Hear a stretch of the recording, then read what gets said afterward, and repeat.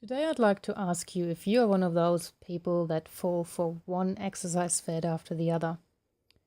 Exercise and fitness have been around for a very, very long time. You only need to look east and you find yoga, tai chi, kung fu, etc., etc. Back in the days, when those were not known to the Western world, it was all about control of the mind over matter, so to speak, and energy flow. It had spirituality to it. Since exercise has been westernized, so to say, it's all about the looks. Even yoga, which at least is still seen as a relaxant exercise type, advertises with building leaner, stronger, and more flexible bodies. The pictures you'll see in this slideshow just show different types of exercise styles. There are hundreds of different tools and types out there on how to exercise your body, and thanks to internet and TV, they're in your face constantly. And they all claim to be the best, the only one thing to work, and you have to give it a shot to see it for yourself. How come, I wonder, if all these things and types of exercises work and are so amazing?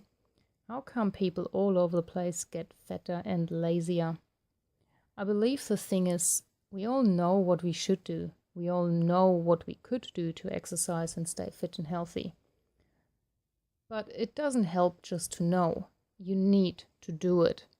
But where to start? With all this to choose from, for some it is simply easier to just stay on the couch, or the office chair for that matter, for all the workaholics out there. Others get started on one thing, but then they lose motivation because they had to discover that this new exciting exercise is just as lame as the one they've tried before. So they sit back again and wait for the next fad to arrive. I need something different every time so I don't get bored. Sound familiar at all? So here's the thing. With all what is on offer out there, you need to find your why first. Why do you need or want to exercise? If you want to exercise for some reason, that's great. That's going to make it easy. However, if you need to exercise for any reason, you need to attach another why to that. So for example, you need to exercise. Why? Because you may die of coronary heart disease for whatever underlying cause. What would that mean? Your family will lose you, your life gets cut short, and you will miss out on your kids growing up or seeing the world. See what I'm getting at? You need to personalize your why to make it a strong enough reason so the need to exercise becomes a want to exercise. So that's my first point. Point 2, now that you want to exercise, the next question is, what kind of exercise does your body need and keeps you mentally engaged as well? Well, only trial and error will show. So it is a good thing that there's so much on offer to choose from. However, who said you only have to choose and stick with one thing? A mix of different types of exercises is good. Our bodies thrive on variability. Basic exercise categories are aerobic and anaerobic, and I would like to add mobility and stability to it.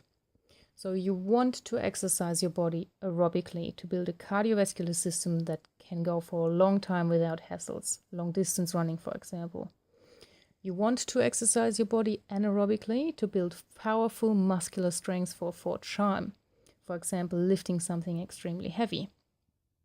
You want to exercise your body for mobility, to be able to move your body in full range of motion, to deal with the forces that enter the body in an efficient way, and to reduce risk of injury. Example, when you move things through space, you move boxes around, couches around, you carry your baby around, that sort of stuff. You also want to exercise your body for stability, and the reasons are the same as for mobility. Stability without mobility is rigidity. That's a quote by Mikhail Delcourt, who invented the Viper, which is particularly done for loaded movement training. Anyway, so go out there and exercise. Move, lift, slam, turn, roll, whatever makes your heart and face smile. Keep in mind that life is all about balance. Good versus bad, light versus dark, exhausting exercise versus regenerative exercise. If you want to exercise for all over health and well-being, for longevity, then find the balance that is right for you. If you want to train to reach a certain physical goal, then yes, you may have to do a bit more muscular endurance exercise than just looking after your relaxing types of exercise. So You have to listen to your body. What feels good? What doesn't? How long does it take you to recover? Does it influence your life in other areas? For example, do you feel less hungry, or is your sleep improving or getting worse? So, example, if you're working in a highly demanding job and after a 10-hour day you hit the gym or whatever to smash yourself to an even higher level of exhaustion, it might not be the best thing for you in a long term. If you've ever heard of people that are supposedly fit and healthy, exercise every day, only to then suddenly die of a heart attack, I know you have. I certainly have. I even know a few people who have died, who people thought are really healthy, exercised every day. One even ran one of the institutes here in Perth, educating others to become trainers, and he just collapsed on the car park one morning and, yeah, didn't get rushed to hospital quick enough. So all I'm saying is there's nothing wrong with CrossFit as much as there's nothing wrong with Pilates, as long as they are carried out correctly and safe, and not solely as the only solution to health and longevity.